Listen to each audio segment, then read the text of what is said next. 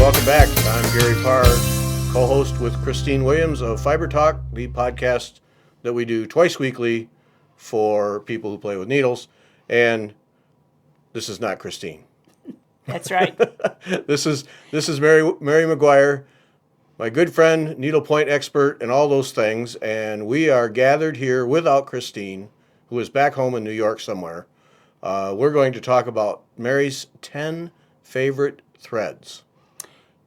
Good morning, Gary. It's nice to have you back. Happy New Year to all your audience and everybody else. Right. There's two things I want to talk about this morning before we get started. Got to get in the disclaimer. Yeah, I just a couple disclaimers. Number one, when Gary asked me about my 10 favorite threads, it was really tough for me because I have many favorite threads or threads that I enjoy using. However, I did narrow it down to 10. I'm sure if you asked me in 6 months, maybe I would have different threads that are my favorite because I'm always using new threads. Secondly, we're going to go through these 10 threads and some projects today, and they're in no particular order, Gary. Okay. I don't know why that Very Velvet's going to come out first. I started a list when you asked me, and I kind of went from there and kept adding to it, made a couple changes, and here we go. Okay. All right, so 10 favorite until next time when you'll have 10 more favorites. Perhaps if you want to do that. Well, why not? All right, I'm always good to go. Why not? So, all right, so that's enough of our mugs crammed into a video screen here. Let's look at the stuff. Okay. Okay, so Mary McGuire's 10 favorite threads for the moment. That's right. For December of 2017. Okay, so then in January, yeah, who knows? That's right. All right, so okay, so first one out of the gate is Petite Very Velvet. And we're showing here what that looks like in case anybody wonders what Petite Very Velvet looks like. And obviously one card, there's plenty, but the other one Mary's been using heavily. So we're down to the stragglers. That's right. So that's yeah, you're going to have to match the die lot for the next one or have just a little spot. That's right. And that'll work either way. The die lots are usually pretty good. And you can see, Gary, on the shaded one here, there's not going to be any problem because it doesn't matter if it doesn't match quite. Right. You know. You can fake it all the way around. Exactly. Yep. Mm-hmm. Right. Okay, so Petite Very Velvet. Right. Now we got and we got some ornaments we're going to look at that Petite Very Velvet. Yes. Now, are you aware, Gary, that Petite Very Velvet is 100% nylon? No, I am not. Okay, and it's got like a fuzzy velour look to it. This little gal is called Sparkles, and it's a painted canvas by Pepperberry. And here, let's see if we can get. So you can talk, I'll hold, and you talk. And okay. This is professional. All right. Well, we want it to be. Yeah, this is we a professional aim to be production here. Yes. So what is this? Who did this? Pepperberry? Pepperberry. It's a painted canvas. And, she's got a wonderful series of little snowmen. She's a snowman freak. Yes, she is. She is. And you can see right here, I'm sure it's very obvious to your audience, that this is where I use the Very Velvet. Right. And we talked about Petite Very Velvet being a needle pointer, and I usually work on number 18 canvas or 24 Congress cloth. So when I work on 18 canvas, that's when I use the Petite Very Velvet. If you're working on 13 or 14 mesh canvas, you're going to use Very Velvet. Yes. And it comes in those same colors.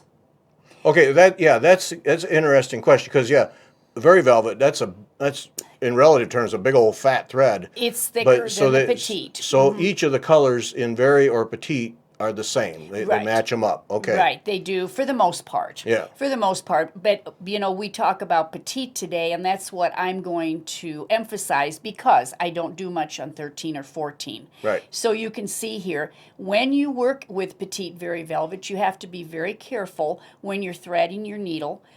Try to use a big-eyed needle and have a very short tail because I can tell you here and there that the little short tail is never going to be able to be used.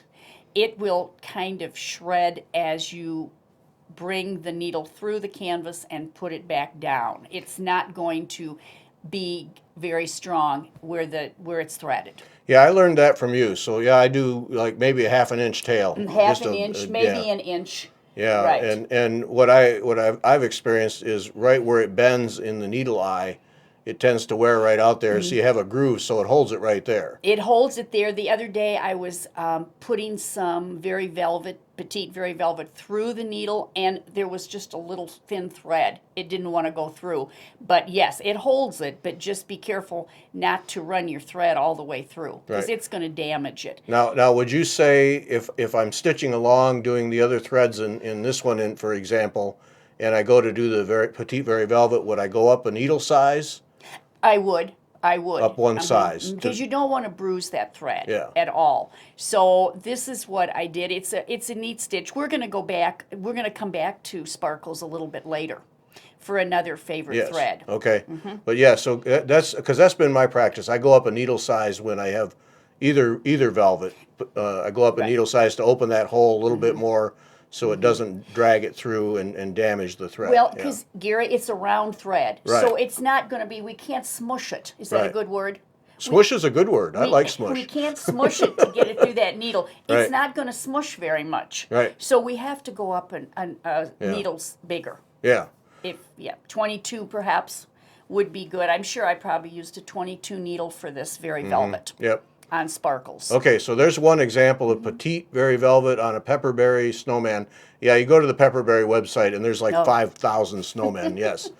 And I don't think I'm exaggerating at 5,000. I don't know. Well, all right, 4,000. Maybe. 4,000. I don't know about 5,000, but there are a lot. This is another pepperberry, and pepperberry offered a Snowman of the Month series. See, she can do that. She can. Easily. Right, and she did. But I loved the December one because, of course, she's decorating the Christmas tree, and, trees are my thing. Yes, you are a tree freak, That's as they right. say, yes. But you can see here how I used the Petite Very Velvet here on her coat. And I didn't realize till I brought these home from the Welcome Stitchery shop where they hang, I didn't realize I used the same Very Velvet. But I like that green. Yeah, it's a nice green. Yes. I didn't want it to be the same as the tree, but I wanted it to be a companion color to the tree, and I didn't want the greens to fight. So you can see here I did a little mosaic stitch, or yes, right in there. So to dress her.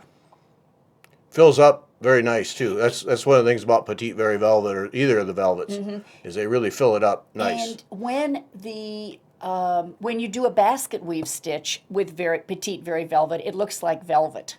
Yes. I don't think I have any samples today of the basket weave, but it's a great thread. Really, really like it. Yep. Okay, another. Oh, it's a snowman from Pepperberry. A snowman from Pepperberry. What a surprise. Okay. Now, right here, we're going to show Air. Air. Air is by Needle Delights, Kathy Reese, and I finished teaching that at the shop. And I wanted to show your audience. Back up. You can actually see us in the reflection. Hi. Say hi, Mary. There we are, yes. Okay. Okay, Air. We are right now? This is what, was it Air, Water? There's a series, right? Fire and Earth. Yeah, and they're all beautiful. They are really all beautiful, and we're going to be seeing them today. We're going to kind of feature this series today when we're talking about Kathy Reese. But what about 8 inches across? Is that about right? 6-8 inch? I think they're about 6. 6? 6 inches across. 6, yeah. And they're wonderful. They make great teaching pieces, and I just wanted to feature right now the Very Velvet. The Petite Very Velvet. Let's see what that does there. Yes. Look at the dimension that it adds, and it creates a little bit of a loft and a little dimension in this piece. Yes. So. Very different. We used it in here and then in a couple more places for the middle of a flower. And we'll be talking about this piece again, too. Yeah. Because actually, Gary, I thought about this last night. I could have probably brought 4 or 5 pieces for these 10 threads. Oh, okay. But I thought, no, your audience needs to see more than 4 or 5 pieces. Okay. So anyway, that's where Very Velvet is used, the Petite Very Velvet in this piece. And I think it creates a break, and it just fills up the canvas so well. Yeah. Yep. Okay. Right. Sounds good. Now, the last two I have for are Christmas ornaments. I make Christmas ornaments for my great nieces and nephews every year. And this one is for my great nephew Ace. Shout out to Ace. And you can see here where I use the Very Velvet again. Yes. Just, it goes fast. Once you get it threaded, it really, really moves right along and like we said, fills up the canvas very, very well. Yeah, now that's velvet is the white or off-white there. Yes. And then, but that's not velvet. No, it is not velvet. It might be a Valdani or something else. Okay. A Valdani But pearl. what I was looking at is how well it complements. It's a real nice compliment there. My video skills are really not winning the day here. But you're learning. Yes, I am learning. And yes. we are professional. Yes. Well, we like to say we're professional.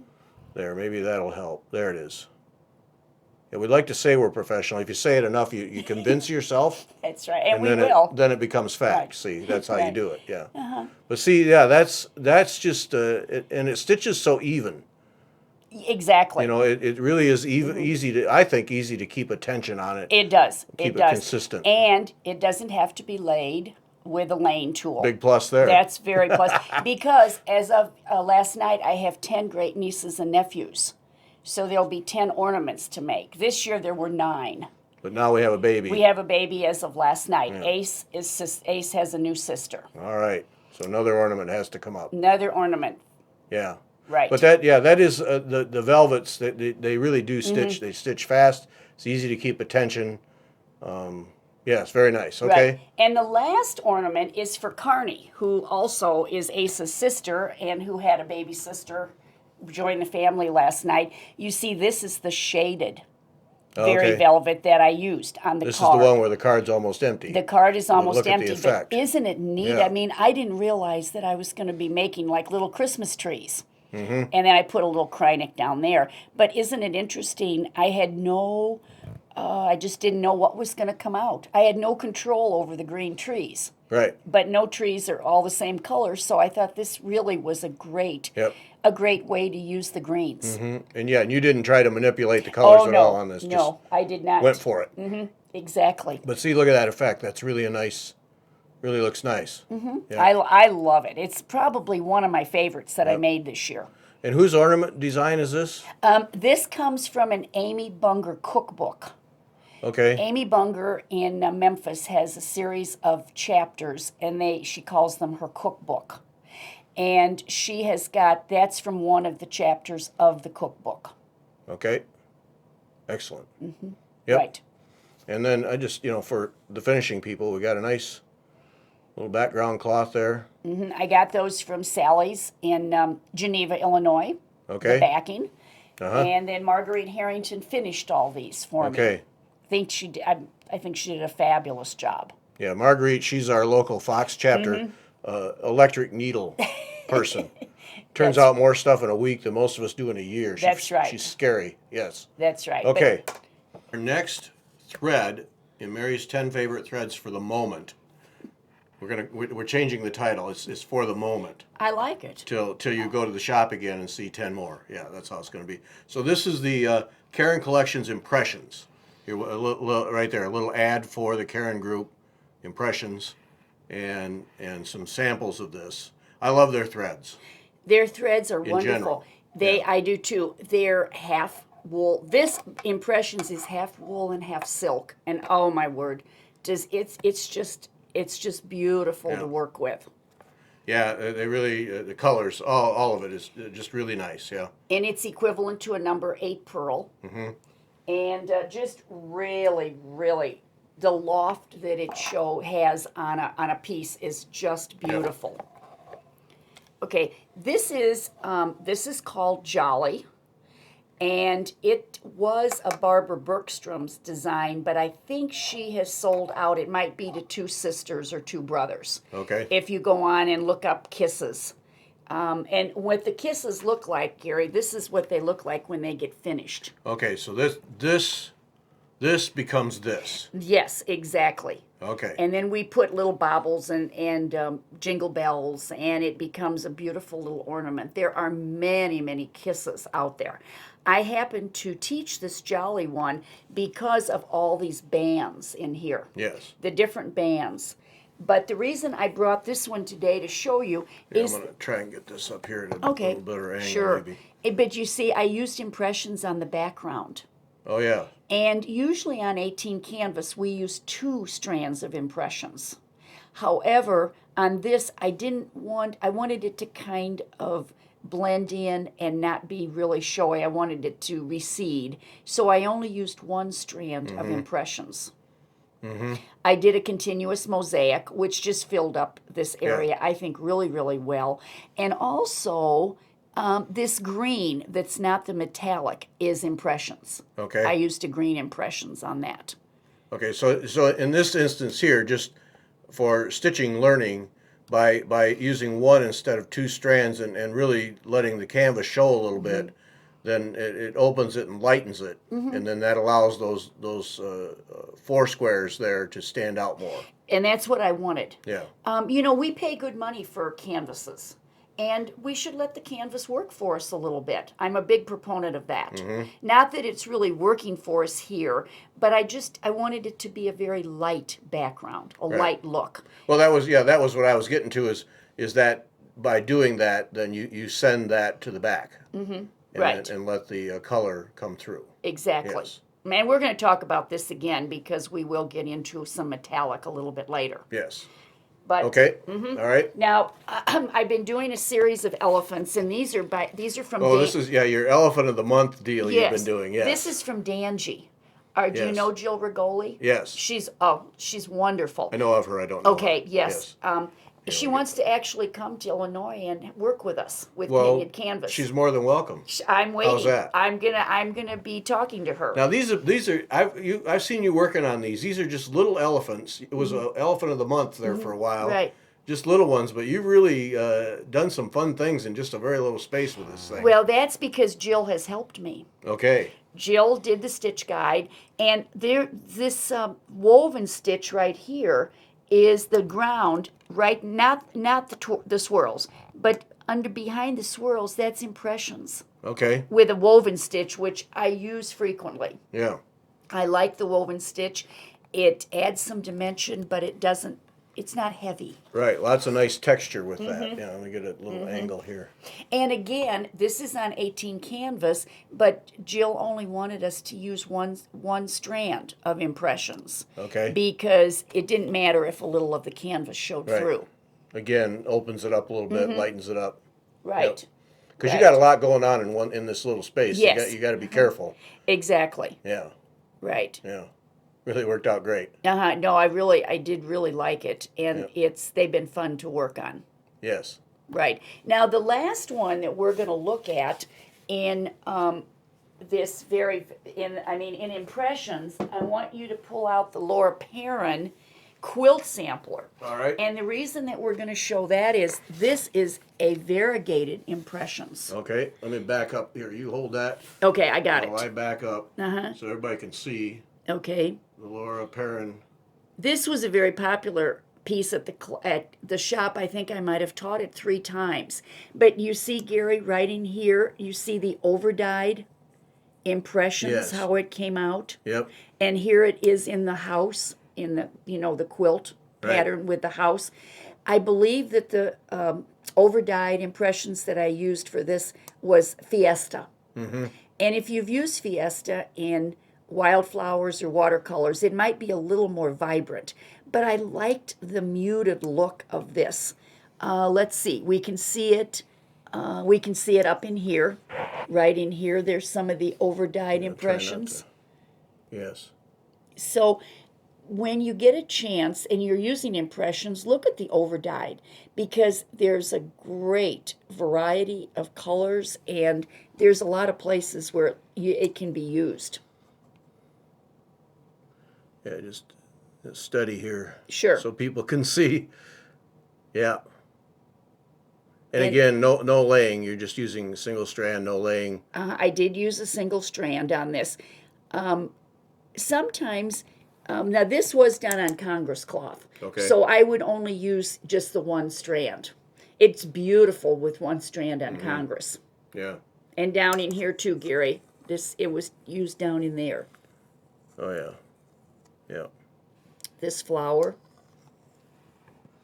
All over in this piece. It is, but Standard. I wanted you and your audience to see how how it can be used, and Right. we don't always go to that variegated impressions enough, and I don't go to it enough either because we've got so many other variegated threads. But why not go to the impressions? Yes. There's no laying in it, and the colors are beautiful. Yep.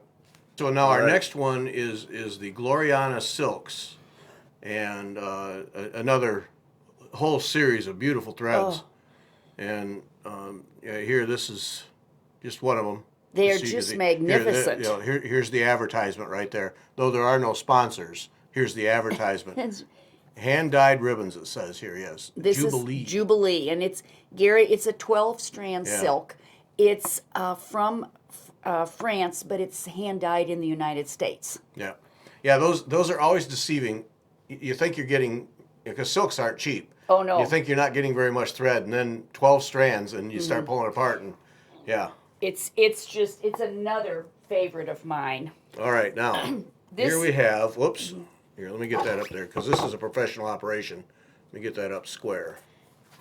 This is Nancy Cucci's Pacific Heart. Pacific Heart. And she taught that. She piloted that at Fox, at the Fox chapter Yes. last year. And you can see right up here, you see where the Gloriana is used? She went with a gray blue, which if you've seen the Pacific Ocean, and you have, it can look like this. Mm-hmm. And you see here where she's using this Gloriana that is, hand dyed. Yep. She's got several places. And then we use some floss and some other silks. And of course, Nancy's kind of the queen of beading. Yeah, I was going to say, let's go back up here. Yeah, you don't realize it till you get up close that she's got beads woven in there into the Gloriana. Yes, I have a piece that I did with her that's got over 2,700 beads. that's all. That's but Well, Mary, that's not a big deal. Well, we didn't realize it had that many because we were having such a wonderful time doing the piece and the way the colors worked. But I just wanted, everybody to see how the Gloriana just kind of stitches up and how it plays out with the different colors. Right. Now, do you recall how many strands you're using here? 2 or 3? We probably used 3. 3. 3 on this. She usually uses 2 on Congress cloth when we've done Congress cloth pieces, but this would be 3 or 4 Yeah. strands. Probably these straight stitches, Gary, are 4. And get enough when you do a coverage. diagonal stitch, you can use 1 less. Yeah. So I would say sometimes we use 3, sometimes we used 4. And yes, folks, you have to break out the laying tool. Yes, you do. Yes, we do strand each one. You have put to it break back, it out. And that is it's not going to look the same Right. without a laying tool. Yeah, well, here's more beads down here, yes. Well, she's got beads all over. In every one there are beads. Except for the Pacific Heart. Yeah. Duh. Oh, I get it. See how that comes together? See, it just Okay. came together. Gary, you got it. I love it. All right, I love there we it when go. it comes All right, together. Nancy Cucci's Pacific Heart with beads. Right. Now And- this one's fun here. Yes, this was really fun. This is Here, let Marnie. me- This is a because Marnie this is- Ritter yeah. heart. Marnie Ritter, okay. And There's all kinds of stuff going on. I in this wanted thing. you to see, but what we're going to feature today, Gary, is the Gloriana. Look at the Okay. flowers. Did you see how Nancy's color changes on her heart it was a subtle change. Right, mhm. Well, look at this Gloriana. Really dramatic. Dramatic changes, but that's what made it fun. Mm-hmm. And sometimes people don't want to finish their projects.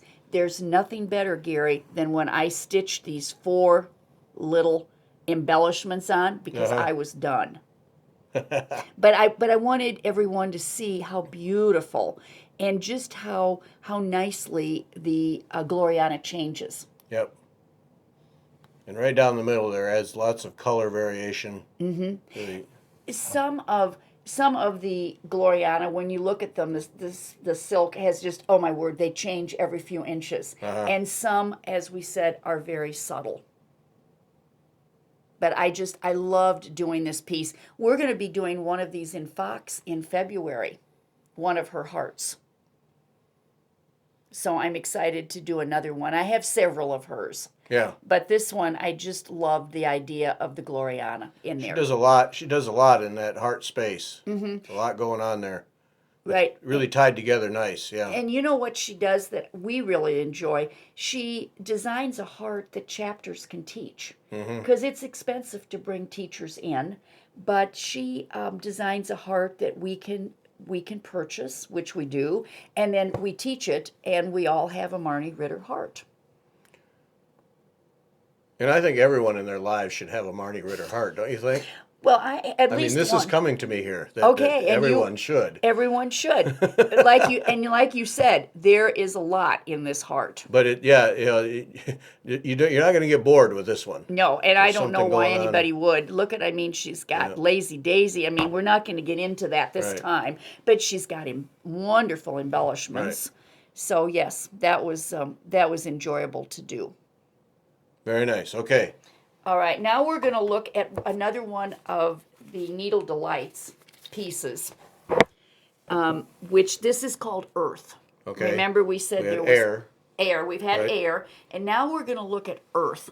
And I want you to focus in on this Gloriana.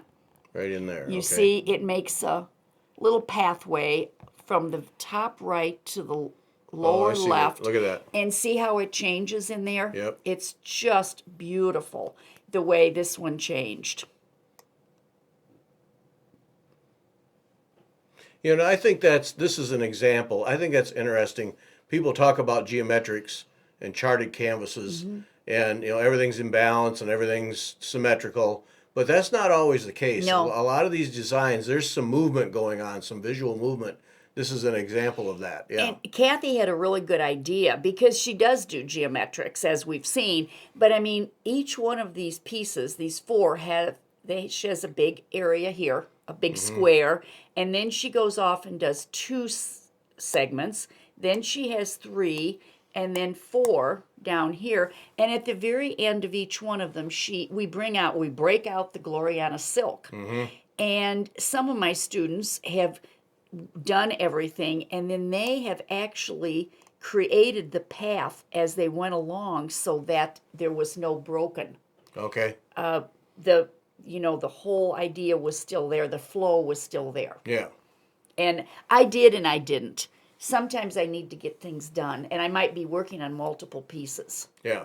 To get ready for classes and But chapters. by that you mean by doing the Gloriana and letting the overdye consistently flow, don't break the pattern. See, because right here, this was one section. Here's the second section.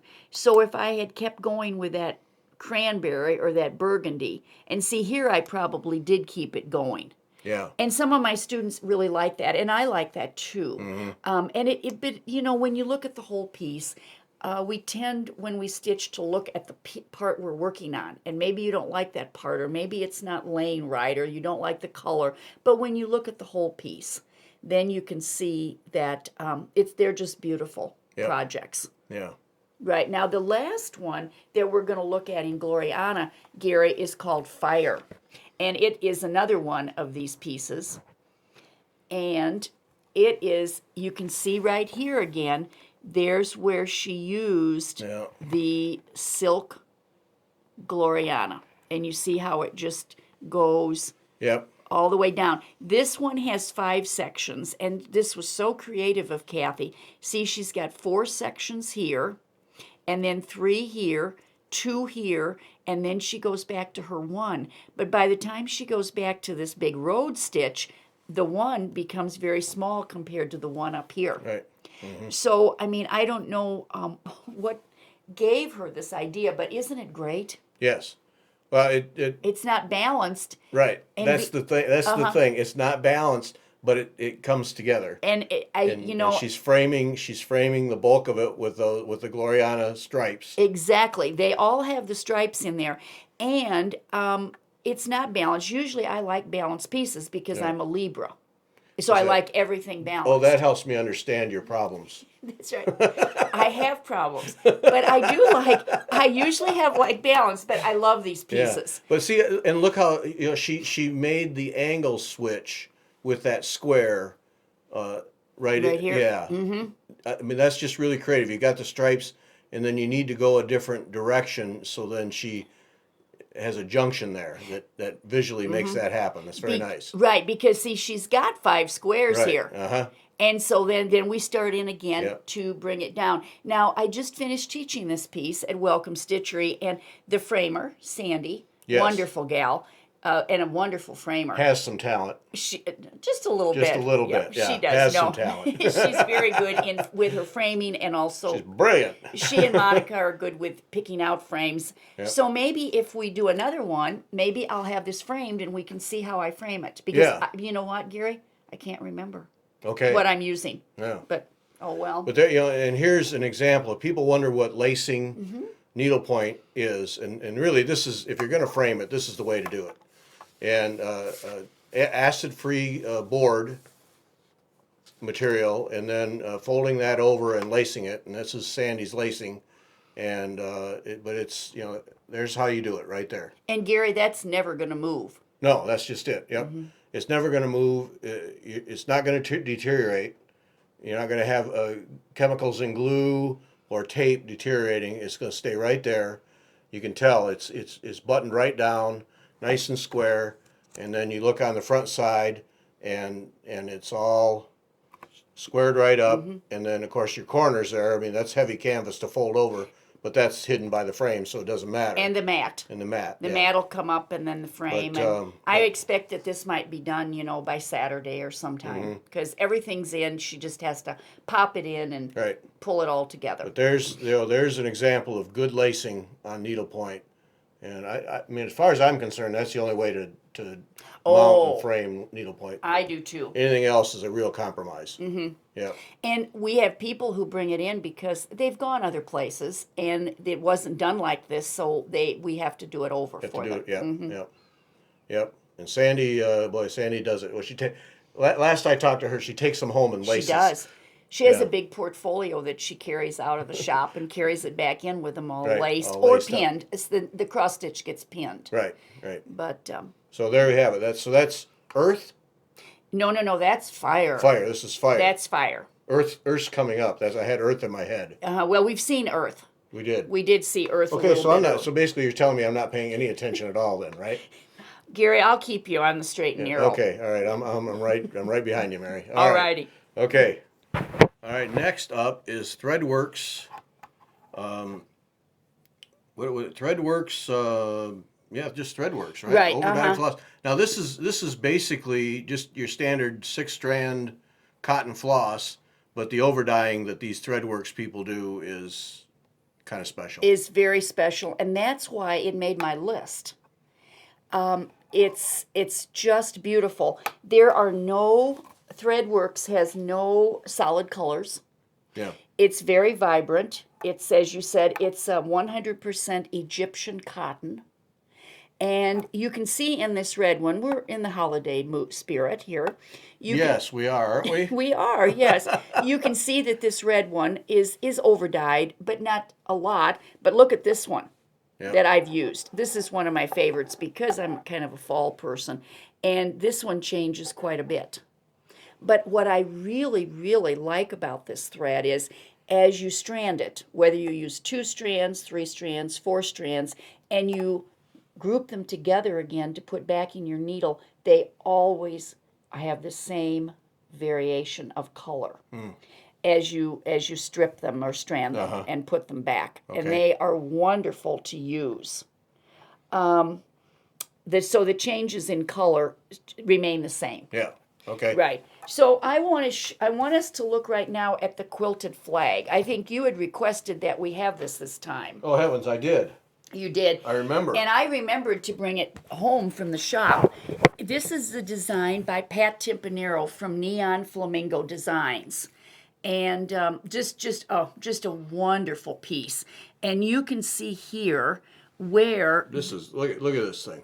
Okay. This is one of those designs that have become so popular where we have little squares with a different stitch each time, but done to be a flag. Right. And you can see here where some of these are, let's see, you can see where some of the overdyed here, there may not be as much in the red, but up in here you can see a little bit of the overdyed thread. Now in the blues, there's probably a little bit more variation in the blue.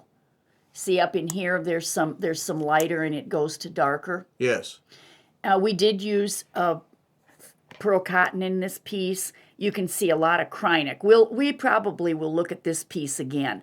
I don't know if we used any white Threadworx or not. I've done this. This is probably the oldest piece I have here with me. A lot of these I've done more recently than this piece because it is just so popular. But you can see here where some of the reds are. Yep. And where there's some red in there that gets darker up toward the top. And of course Pat is always blending the overdyed with some beads or French knots or Kreinik or something. We used a lot of Kreinik in this piece. There's a lot going on in this piece that you don't realize when you just look at it. No, and isn't it interesting? We know the flag is red, white, and blue, and there really isn't any white in here. Yes. She used the off-white with just a smidge of green, blue, pink. Yep. And it's just a wonderful piece. Sometimes I was still teaching school when I did this piece. I love the way she edged it too. Yes, isn't it great? Sometimes I could do 4 or 6 squares in a night, and the next time we had to do a 4-trip herringbone, and it took me all night to do one. Yeah. But that was okay because we had to do the harder ones, the more time-consuming ones, before we could get to the fun ones. Right. So that had at least blue and red was overdyed. Yep. Now this is interesting, these types of designs, because you can throughout the whole thing feel a sense of accomplishment as you finish each square. Exactly. And you did want to finish each square. Kind of a self-motivating thing as you go through this. Right. And as I recall, I think we started on either this white stripe or red stripe, and then we could move out. Oh, okay. So that in the center. Okay. We didn't start up in here and do all blue when I taught it because it seemed like it was more interesting for the students. Yeah. Yeah, it's quite a piece. It's a beautiful piece. Now there's another big piece that's down there when you get done with that one. And but I'm enjoying this one. Well, you know what? You stay with it. You just have at it, All right, Gary. no, we'll move along. You have at it as long as you want because you've done a lot of those stitches. We'll move now, along. this is another nice piece. This is a beast. This is a beast. This is Susan Portra, a piece that we did. Sorry about that noise. And that's, well, it's Look at okay that. with me. This is... Yeah, but you're not listening with earbuds on it. Those bangs. Look at this. This is called Spirit of the Southwest, Gary. But I wanted you to all see how she uses, look at the overdyes. Look at in here. Mm-hmm. And look at the overdyes. Look at them, look at right in here. We had several overdyed floss in here. Now this isn't a very old piece too. This is a very old piece. But you can just see... This one up here in the top middle where you just were. You like this one? That really shows how visually you can put flow in a piece with overdye. Right, exactly. Yep. Exactly. Does this piece remind you a little bit of 7th grade string art? A little bit. A little bit, but it was cool. I mean, she came out this many, many years ago with this, and a group of us got together and stitched it and just had a wonderful time. She offered a lot of different color combinations. But no, look at this. See, there's some more. Yep. Now, I can see in here, Gary, that my laying was not as good of threads back then as I hope it is now. But this was done probably back in the 80s. I mean, it's old. So you've improved. hope in 30 years you've improved. This is we can only encouraging. hope This is encouraging to hear this. Well, we can only hope that I've improved. But I can see, I haven't looked at it. It hangs at my home, and I hadn't looked at it up close and personal for a while. Yep. But I can see that, I could do better, but I'm not going to stitch it again. No. Because I have other good things to stitch. Well, sadly, if we don't get better doing this, we should quit. Yeah, pretty much. We should probably quit. This is quite a piece, and that matting is. Well, the mat is beautiful. Cut perfectly, isn't it? Just spot on, yeah. Uh-huh. Right. No, that was a great piece. And the other gals did, there were several of us who did the original colors, as this one is, but there were also many other good, and there were no bad color combinations. Can't miss with this one, yeah. No. Wow. Okay. Right, so that's that one. Now, the last one we're going to look at is this one that now we're getting more recent. And it's blue. It's called Blue Bayou. One of my students is moving back to Australia. That's her home. Okay. And she asked me. She said, "Could I teach?" She had a request for her last class in Crystal Lake, and she said, "Would you teach Blue Bayou?" And I said, "Well, of course I will." And it was a very popular class. And you see right here, Gary, there are 3 different Threadworx colors. Mm-hmm. One that's, kind of subtle changes. And look at this one with all the different. It changes pretty rapidly. And then the dark one has a few light ones in it. You can also see it out here. The one that changes very quickly, you can see it out on the border. Again, there's a lot going on in this piece, too. Yes. I know we talked about the Jessica last time, but when we worked before, I didn't have the Jessica heart done. Isn't that a great heart? Looks like an easy one to do. And you know what? Nobody had any trouble with it. No, really, excellent. For the most part, they didn't. Because usually when people look at those, they're really intimidated. Well, they were intimidated. Yeah. But what was nice is we had worked on this so they could start here, and they did half of it together. Okay. And nobody has called me. I always give my phone number out. Nobody's called me about any problems with doing the other half. We call that teaching skill. Is what we're going to call that. That's good. I like There's a lot going on. This is quite a piece. Yeah. Mm-hmm. So I don't know how I'm going to get it framed, but it might show up some other time framed. Yep. Okay. All right. Mm-hmm. Very good. So that's our Threadworx overdyes. Right. Yes. All right. Next up is the Vineyard Silks. Oh, look, you've got it right here, so we can do the promotional. Vineyard Silks. It's 100% Chinese silk. All right. And it's non-pliable. It is equivalent to a number 5 Perle Cotton. And it's wonderful. It is so nice to work with. And that's a question that people should ask with silks, because they aren't all pliable. No, this one is not. Many of them are. Yeah. The Soitagé, the Needlepoint silk, Splendor, Belsois, Gloriana, they are all pliable, but this one is not. First time I encountered that was with pepper pot silks. Yes. I forget which one it was, but I plied it and learned after the fact that I shouldn't have. Right. But see, we're always learning, and if we stop learning, then we probably should stop stitching. Right. How's that? But I remember stitching it and thinking, boy, this looks awful thin. And then I asked, and it's not to be.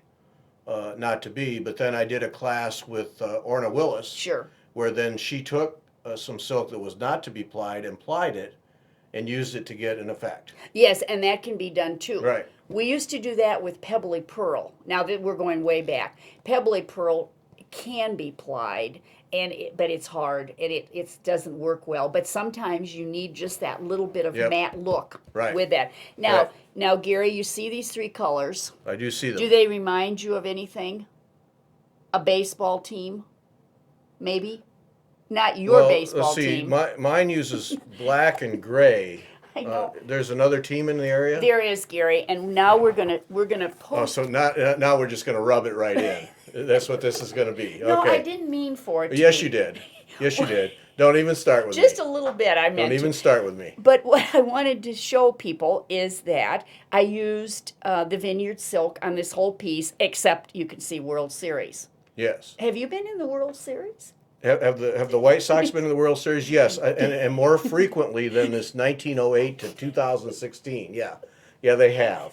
Yes. I remember, yes. Yeah, they try to do it every so often rather than every century and a half. Yes. But because we had a lot of nice needlepoint painted canvases because of this.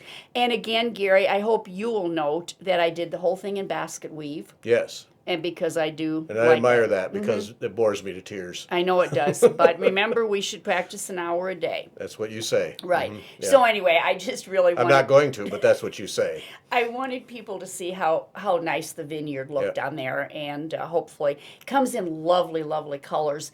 And if you say red, there might be 5 or 6 reds in Vineyard. So you have a lot of different options from which to choose when you're using Vineyard. Yes. And this is Keep Your Pants On Designs. That's the...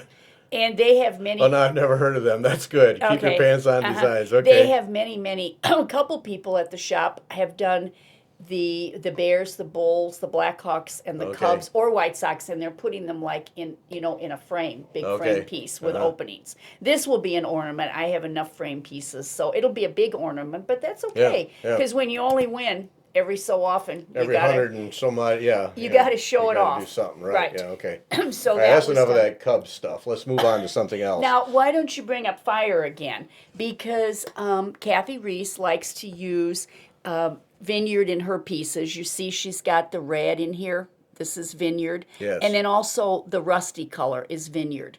Yep. It's so many stitches. It's easy to work with. You can use so many different stitches with it. It gives, you see, a little bit of a loft because it's not going to be the flat stitch that a lot of the silks are. Right. And then in Earth, we've got, she used another couple Vineyards in here. You see she's got, let's see, the green is a Vineyard. And look how it gives just a nice dimension. Yep. And a little bit of, just stands up really, really nicely. Yes. There again, I can't stop looking at that overdyed Gloriana, though. Right.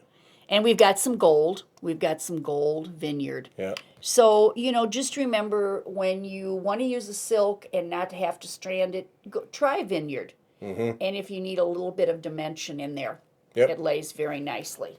So, that's our Vineyard. Vineyard Silks, okay. All right, now next up in Mary's top 10 favorite threads for the moment. Changing by the second, I'm thinking now. Sparkle Rays. Sparkle Rays. Here's what a Sparkle Ray card looks like. Looks like one might have been used and the other's brand new. We're very excited for that. I always like the way that they put on there the size of a canvas. Isn't that nice? It really is helpful. It really is. Because you see, Gary, Sparkle Rays, you have to do a long stitch on 18 canvas. And remember, I do most of my stitching on 18 or 24. Whereas the Petite Sparkle Rays, then it says needlepoint, 18 count. Right. And this is the other thing I like. This is from Rainbow Gallery. They have a plethora of threads, as if you walk in any needlepoint shop. There are just a lot of cards from Rainbow Gallery. They do a great job.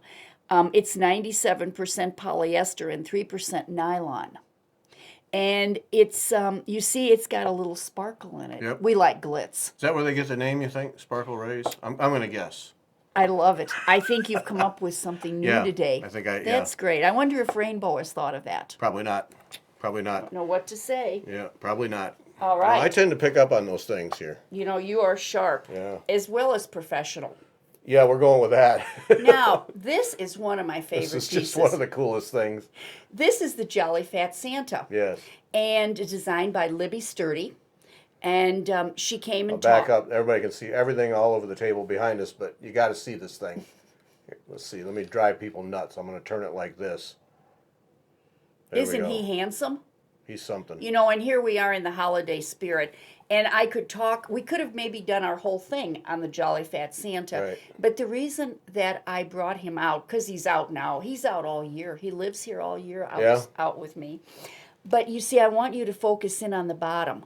And what Libby did with the Petite Sparkle Rays, and again, I don't use a lot of Sparkle Rays. I use more Petite because I work on the 18 canvas.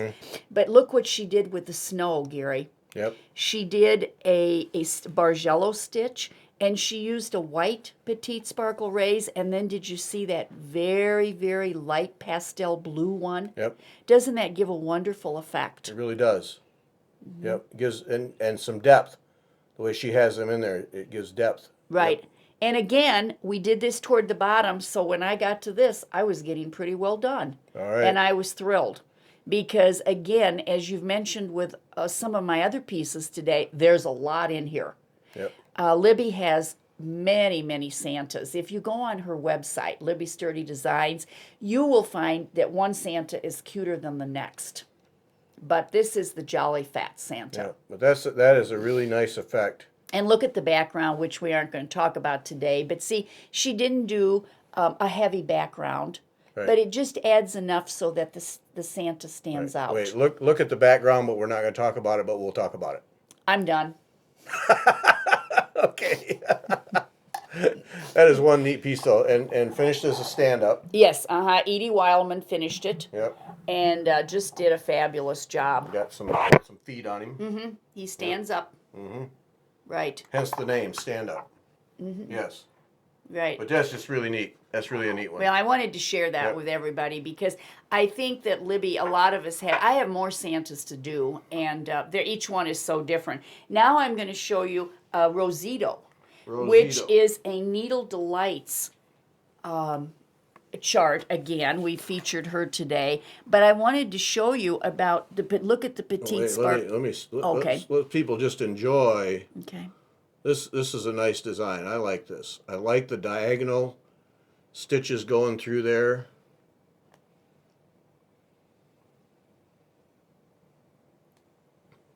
I have not seen this one. Well, Gary, I might just have to have this chart. you know what? I can tell you where it's available. I know where it's available. Yes. I just might have to have this chart now. Isn't it fun? That's neat. You see some Vineyard here? There's Vineyard, a lot of Vineyard in this piece. But I featured it because of the Sparkle Rays. Look at how she uses the Petite Sparkle Rays in here. And look we have it in here, in between. And look at how it just lays in there. Nice little accent. So pretty. But it gives it a little bit of sparkle. There we have it. There we have it. Right. That's really... I know you would like doing this piece. I think I have to have this chart right here. Okay. Do you want me to put it aside for you? You know, why don't you? Because then I can add it to the pile of charts that you've put aside in the past that are all sitting at home unstitched. Yes. I'll be glad to do that soon. Thank you so much for that help. It was Once a fun again. piece. And then Margaret can roll her eyes at me and go, yeah, okay, whatever. That's right. That's All right. right. Now, just a couple more places where we used the Sparkle Rays. Now, these really show up on these ornaments, I think. You can really bring them out in these ornaments. Right. And you see here, this is a Debbie Forney Stitch of the Month through A and G. Okay. And I did a couple of big pieces, but I also wanted to do a small piece. But look at how she used the metallic, and then look at how she crossed each one with Petite Sparkle Rays, that white in there. Yep. And Petite Sparkle Rays has just a little bit of metallic at the edges. Which I may have mentioned, but if I did, I mention it again. It's much easier to work with than neon rays. That didn't make my list. No, wouldn't make mine either. But even though we use it. Use it. It's effective. It's good. Right. Not my favorite to deal with. It's not the easiest. No. And then the last one, the last ornament I wanted to mention this is for Aurora. And I used the Petite Sparkle Rays. I used it, crisscrossed it on a diagonal. So I had big long lengths of Petite Sparkle Rays. And then look, with the watercolors, I couched over it. Okay. So that just the Petite Sparkle Rays shows through. So it looks like you worked your butt off on this thing, but it was really pretty simple. Sometimes that happens in needlepoint. Oh, that's a cagey one right there. I had this whole big long lines. Yep. strips of Petite Sparkle Rays. And then couched it right over with an overdyed. Outstanding. Right. Okay. Okay. I think it's so cool, the ornaments you do for all the nieces and nephews. Yeah. Right. Yep. Okay, Gary, All right, that's there it. we have this Petite Sparkle Rays. Right. All right. Now our next one in the list is Floche. That's right. DMC, and always the question, how do you pronounce it? Floche. Floche. I say Floche. As opposed to floke or flock. Or Floche. Floche. I say Floche. Let's go with Floche today. Floche is more American sounding. Okay, I like that. I like Easier. that. And it's 100% cotton. Yeah, and you get these great big giant hanks of this stuff. They're ridiculously big. I mean, how... And on 18 canvas, we use 2 strands. Yeah, but it is just the nicest thread to work with. Yeah, I worked with it, and it just, it's so smooth. It has such a nice feel to it. And 1 strand is equivalent to 2-ply floss. Yes. So I have a... And you buy one of those things and you have a lifetime supply of that Yes, color. I do have white that I've been using for years. So when we're talking about this one, the background here on this elephant is done with Floche. Okay. There's a T-stitch.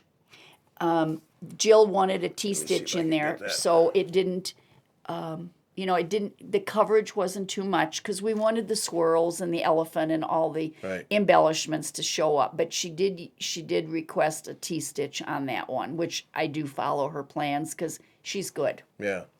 And this is part of that Elephant of the Month Club Yes. thing you were doing, yeah. Mm-hmm. These things are so darn cute. I know. Because you think, when you first said you were doing Elephant of the Month, I go, oh, really, Mary? Come on. What are you going to do with elephants? And then you see them, and they're just so darn cute, and there's so much going on in them. Right. All kinds of texture. But, I'm taking away this background, letting the canvas, don't fill it in so much. Let it work for itself. Really nice impact there. Yes. Right. Mm-hmm. Now this elephant, this is maybe my favorite elephant. Oh, look at him. And her. We're going with a her. It's okay. a her, yes. And the whole elephant is done. Like it mattered. The elephant, the blue, is Floche. The whole elephant is done in basket weave. And look how nice it just lays in there. It just fills up the space, and I probably didn't lay it. I have to be honest. Mm-hmm. Probably. I just, I have a lot of stitching to do. Yes. And, but I loved the Floche. It has such a nice texture and reflection. Right. I like the reflection it gives. And it gives a soft matte finish. There's nothing shiny about it. And even though the elephant is the focal point, there's a lot of glitz in this one. Right. Yes. Really nice. And then this last elephant that I'm going to show today is the blue sky. I'm trying to show different stitches that can be done with the Floche, and it's an alternating 10th stitch. Okay. So, which is another popular stitch that can be used. We had the impressions down here, and then we've got the Floche up there. Mm-hmm.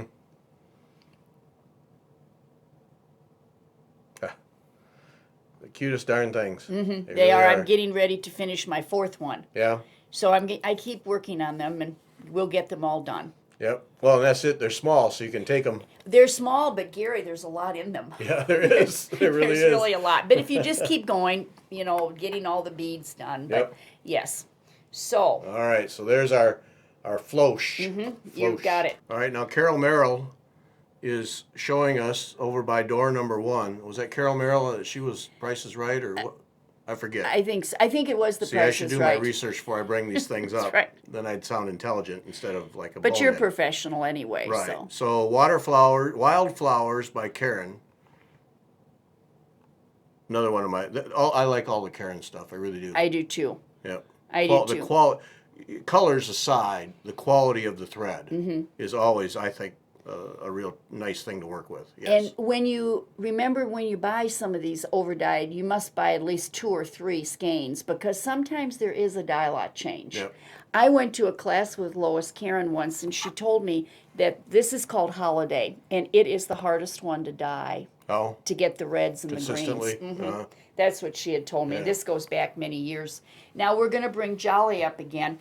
And the red sections in here are done with cardinal wildflowers. And you see here, look how dark this one is, and look at how light that one is. Just the way it came off my skein, my card. So there's a dark one. We got a light one over here. Yep. So usually wildflowers I use on 24. It is the best thread on Congress cloth, which is 24 to the inch.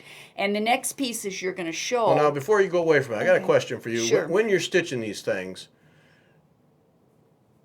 do you manipulate the color sometimes, or just let it as it comes off the skein other times? What thought process do you go through when you do that? And sometimes I do. Now, on this small piece, I didn't. Okay. But if I'm going to be doing a large Curios or Galaxy or Starstruck or something, and I want to use a certain color, I may manipulate it. Or if I've got a lot of, maybe I'm using a watercolor and a pearl, and I don't want the pearl is going to be a solid color. And so I want the watercolor to not be the same. I don't want it to be the same, a lot of navy. So I might go with, I might try some threads with rust or blue or beige or something. Yeah. So I have been known to do it, but I don't always do it. On this, I didn't care. Right. I just kept going. And by manipulate, what we're talking about is taking different sections out of the thread so you control what color goes where. With an overdye, you have variation of color throughout a spectrum. Right. And then so you chop it up and I try not to cut any out. Yeah. Because we pay good money for these threads. I have been known to take it out, but most of the time, no. Most of the time, I just let it go. I'll choose a thread. And, I'll keep my threads because watercolors is 3-ply. So you're going to strip one out and leave 2. And so sometimes I'll manipulate it that way. Yeah. As I cut through it, I have 10-yard lengths. So I might think, oh, there's one that doesn't have much navy in it. So I'm going to use that one with my navy pearl. Right. That Kathy has suggested we use. Yeah. I'm just using that. Yeah, and one thing that I'm learning with these overdyes, with the variegated range of colors, is I'm not so quick to cut the skein. Yes, and that's another thing. And I have been doing that. I have been doing that less and less, cutting the skein. We used to cut them all the time. But then when you do a big Jessica or a big Rhodes or a great big stitch, an Amadeus, which a crescent, we could have a whole nother lesson on those. Yeah. Then you don't want to cut them. Right. So that's another good alternative. Good thought. Because I did that the other day on Anasazi's song. Yes. And beautiful I piece. didn't read the instructions, which said don't cut the skein. Carol Lake told you not to cut it. But I automatically cut the skein because I always do. We did. And I was able to pull it off, but I kicked myself. And so now I'm thinking twice in general about that. Because we want that flow to continue as much as we can. Now, Gary, these next 3 pieces, this is called Follow Your Heart. Oh, there's the heart. Follow Your Heart by Hands On Designs. And I wanted to do it on Congress cloth. And Kathy, the designer, said that we should choose 4 colors. Well, I wanted a pink heart. So I started with this bright pink of bubble gum, and then I chose 3 other threads that would go with, I thought, the bubble gum. But I love, love, love wildflowers on 24 count. The problem, I love wildflowers, but you know what one of the problems is? When you're using 2 threads, as we would have to do on like an 18 canvas, they don't match up well because it's a single strand. Oh, Remember the overdyed, the Threadworx, we could strand them and then put them back. Match them up. Not with this. There's a single strand. They are there. You don't ply them down. But when you put them together, it takes a long time, if ever, to get them to match up. So if I'm going to use 18 canvas, then I prefer to use 1 strand of watercolors. Okay. But on 24, I mean, I just thought this was really a sweetheart, and it's all the Scotch stitch. Yep. The whole heart is a alternating Scotch. Mm-hmm. And this is a whole nother lesson, the background. Yeah, these pieces where they're just variations of white and ecru really appeal to me. Well, they do to. You're going to like the next two then too, and you may want those. In your You mean like you'd set it aside at the shop, and then I would take the chart and add it to my pile of and then we unstitched? could. In addition to the chart, we could choose some colors that That would be a special pleasing to moment you for and all of Margaret. us. Yes. Now this is underwater basket weaving by Hands On Designs too, and this is the holiday that I just showed you. The holiday wildflowers. Yep. This is the cardinal that was on the okay. that was on the kiss. Yep. And then I have something with an emerald, the two greens. Mm-hmm. And of course, there again are those little white squares Right. in there that have all different stitches and all different threads. Yes. I did the basket weave on the border because, I like that. And I thought it finished it off nicely. But when I do Congress cloth, wildflowers is perfect Yeah. coverage. Congress cloth, I think, doesn't get done enough Well, because it really adds a dimension. but it is hard for some people to see. Yeah. Yeah. But I do like it. I mean, it just there's an extra detail level there that you don't get with 18. Right.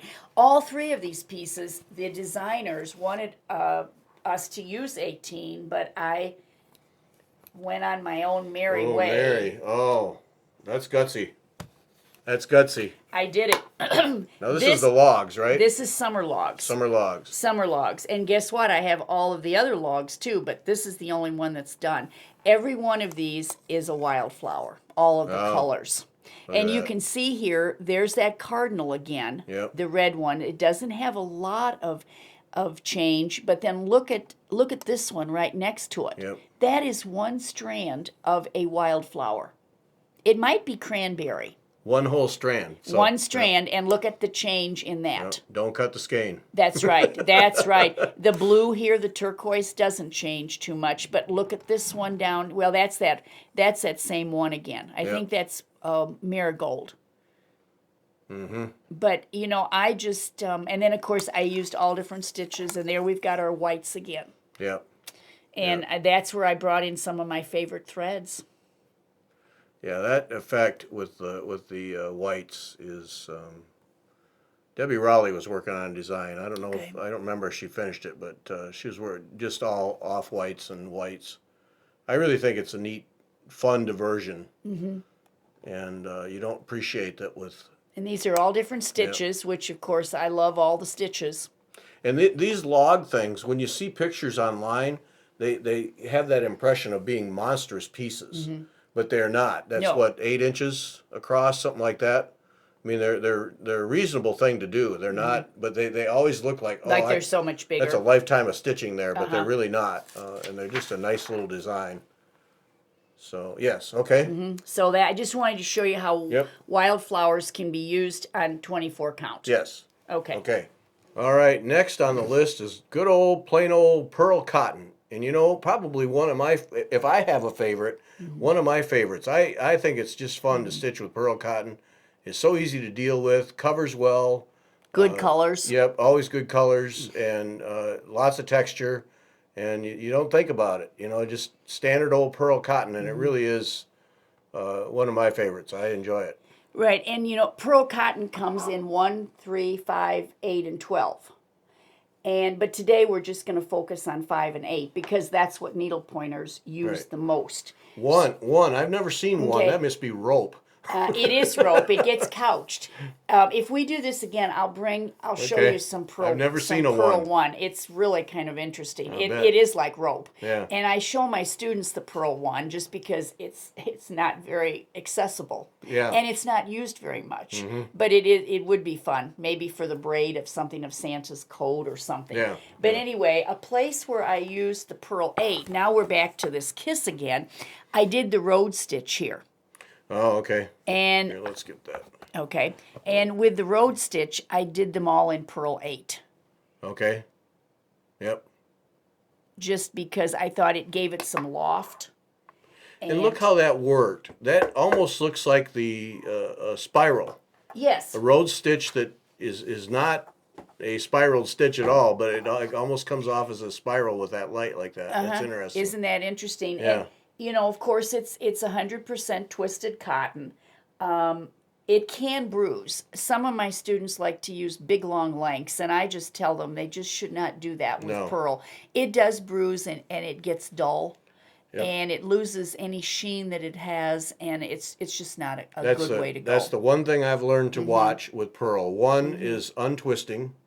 Yet I drop my needle a lot with it because it will lose its twist, and maybe it's just my technique. But you know, I drop my needle a lot to keep that twist. But yeah, you have to. I go shorter lengths because it will lose its luster.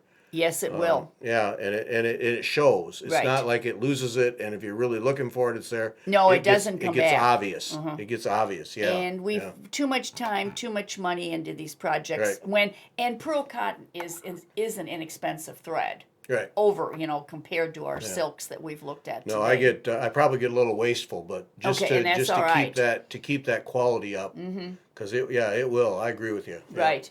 And then we're going to go back to Air. Because Air has, Kathy Reese on all of these has used pearl cotton. So we're not going to take time to look at all of them today. But see, this is pearl, the purple. The purple is another, it's a Pearl 5, which we use. But again, it looks good. Yes. It comes in, of course, many colors. And she uses it very, very well in these pieces. She uses quite a bit of it. So in earth, fire, and water, we also have, pearl used in that. She usually uses a couple different colors of pearl that complement the other threads. But that shows up right there, the sheen that you get, the shine. Exactly. If you do it right and if you're careful, it really is, because we think, oh, it's another DMC cotton, but no, it really has its own place and its own look. And we have to remember that the higher the number, the thinner the thread. Right. I love Pearl 12. Yes. Pearl 12 and I get along really well. There's not always a lot of places to use it. I've used it in places, but not recently. Haven't you pulled out my 12 now for a while? Yeah. I tried it on the Kiss with the Rhodes, but I could get by with the 8 because I wanted it to stand out a little bit. Yeah.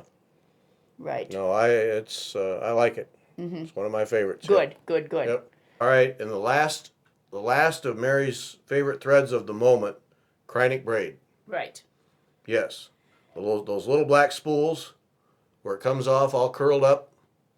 But there aren't too many pieces that don't benefit from a little Kreinik, just to add a little extra something to them. That's right. And today I'm featuring the size 4, 8, 12, and 16. But Kreinik comes in others too. We can talk about ribbon, we can talk about ombres, we can talk about Japanese Kreinik. But today we're going to talk about these 4 and show an example of where each one has been used. All right. Okay, go ahead. When we talk about Kreinik too, we have to remember we have to differentiate between a metal and a metallic. Our metals are they're pure silver, pure gold, pewter. Kreinik is a metallic, which means that it is made with synthetic compounds. And if you have ever used blending filament, this braid is made of multiple strands of the blending filament and made in whatever size. This little guy, Sparkles, we met her at the beginning today. You see right in between the Very Velvet, I think I told you I made a V-stitch. In there is a Kreinik 4. Can you see just a little bit of glitz and sparkle right in between that? I just wanted just a little bit, so I put a very, very small Kreinik. I didn't want it to take over from the Petite Very Velvet, but you can see right there where those little bit of spark is. Now, stitched it before the velvet or after? After. The velvet went in and it looked very plain, so I went back and then I went with my Kreinik 4, and I put it right in each of those little, where the opening of the V is. Yeah. Just a little something. Yep. Okay. Now, I also, the next thing that I wanted to show you is how I use Kreinik 8. Kreinik 8, and it's done right here. This is a series of snow cones from Kirk and Bradley. All right. Painted canvases. I have 12 of these here. And Snow cones. Snow cones. And her face is done in Kreinik 8. Okay. Color 5760. And it just works so well in there. Yep. In that Kreinik 8. I tried other whites. They were either too thick, too glitzy, too non-glitzy. Most of them were too thick. Yeah. Because Snowman can have a kind of a sparkly face, but this was the winner. Was that. So that's Pearl 8. Now, this piece, this has been the winner of Jolly. Jolly. We have Jolly has everything. Jolly has, you see, I wanted Kreinik 12 here, and I also used Kreinik 12 in this combined it with my impressions. Yes. Used the same dark green, and I did a little basket weave stitch between the Scotch stitches. But I also wanted this to be I wanted it to stand out. So this is Kreinik 12, as are the words Jolly. Some of my friends or students have beaded Jolly, and I beaded Jolly on my big one. That's missing. I mean, it's not missing right now. It's out for to be shown to another group. But I used number 12 here because I wanted this to be very showy. Right. So I used the Kreinik 12. Bead versus Kreinik. Boy, that's a tough call.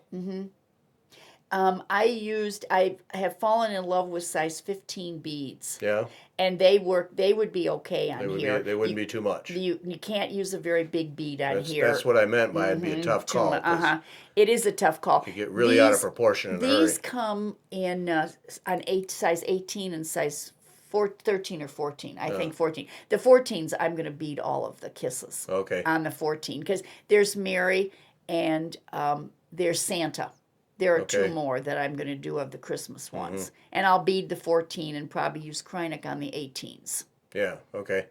Right, because they're going to be little when they're done. Yeah. It's going to be a very little kiss. Right. Right. Yes. Now, last but not least, we're going to bring the flag back. And I have a story about this flag. Story about the flag.